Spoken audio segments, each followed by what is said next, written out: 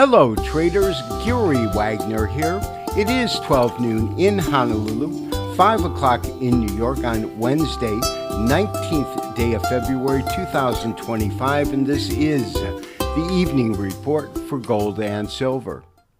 Gold continues its remarkable ascent this year, achieving 9 record highs year to date that began in the middle of December, with gold trading just below $2,600, up to the recent intraday high that occurred on Tuesday, the 11th day of February, when gold traded as high as $2,907. Gold made a significant rise on Thursday of last week and then sold off strongly on Friday, February the 14th, opening at $2,957 and closing under significant pressure and within $1 or so of the lows at $28.94. Of course, trading was closed for President's Day on Monday and resumed yesterday, with gold opening roughly at the close that occurred on Friday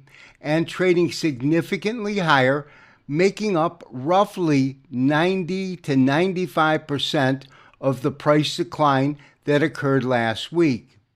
Today, gold futures had a very small differential between the opening price at $29.54 and the closing price of $29.50. However, what is most noteworthy is the compression of range between $29.34 on the low and today's intraday high at approximately $2,965.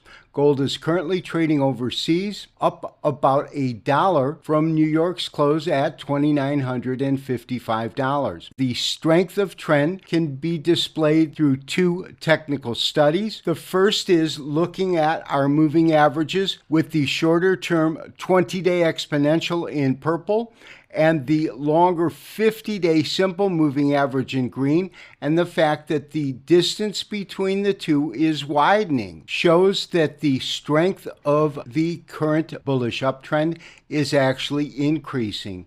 The second way to view strength of trend is to convert our standard candlestick chart into a Japanese average chart or Henkinashi. We look at 3 basic parameters. Obviously, first is candle color, whether it is green, bullish, or red for bearish. Second is body size. And the third parameter is whether or not there is the absence of lower wicks on an uptrend or upper wicks on a downtrend. The first thing we need to point out are the small-bodied red candles.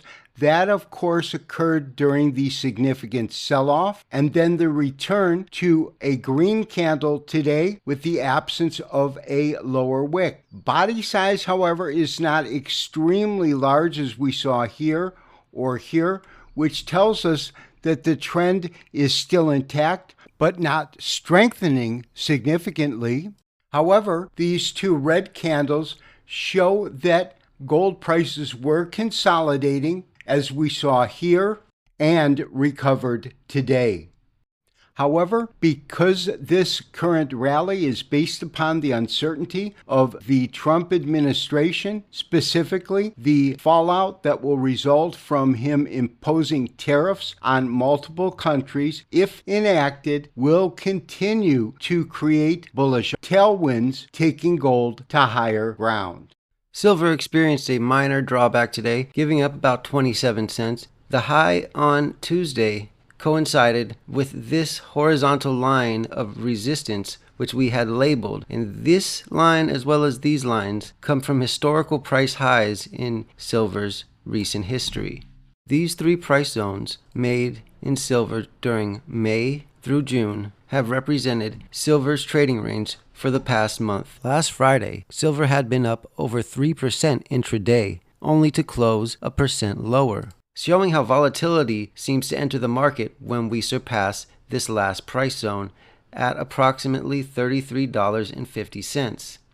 Support right now is currently sitting at around $32.68, and as you can see, these 3 highs served as historical levels of resistance. Once we get a break above $33.50, I expect silver to make a play for $35. This has been Gary Wagner wishing you, as always, good trading. We will talk to you tomorrow for the next daily update and review. Bye-bye.